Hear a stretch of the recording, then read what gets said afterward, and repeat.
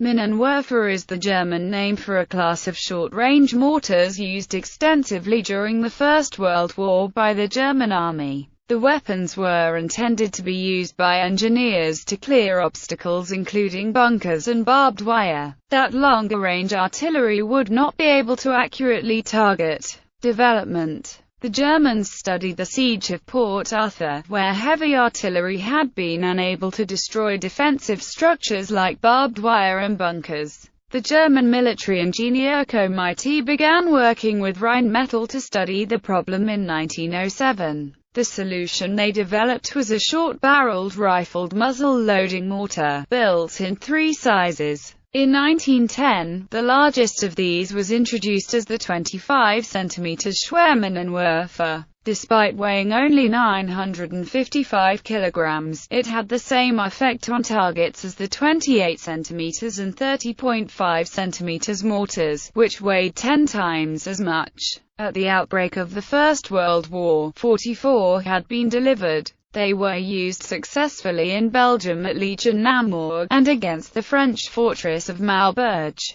The medium version, the 17 cm Mittlerer Minenwerfer, was introduced in 1913. At the outbreak of war, 116 were fielded. The light version of the weapon, the 7.58 cm Leichter Minenwerfer, was still at the prototype stage when the war started, but rapidly entered production. The weapon was far more efficient than its artillery counterpart. In comparison, the 7.7 cm FK96N needed to be towed by a team of 6 horses, compared with a single horse for the LMW. Additionally, the LMW could be moved around the battlefield by 4 men. The Minenwerfer was cheaper, costing only 1/7 as much as the artillery guns, as was its ammunition. Since the muzzle velocity, and thus firing shock, of Minenwerfers was low, a variety of explosives that would usually be unsuitable for use in artillery was used to fill the shells. In any case, TNT explosive was reserved for use in artillery shells.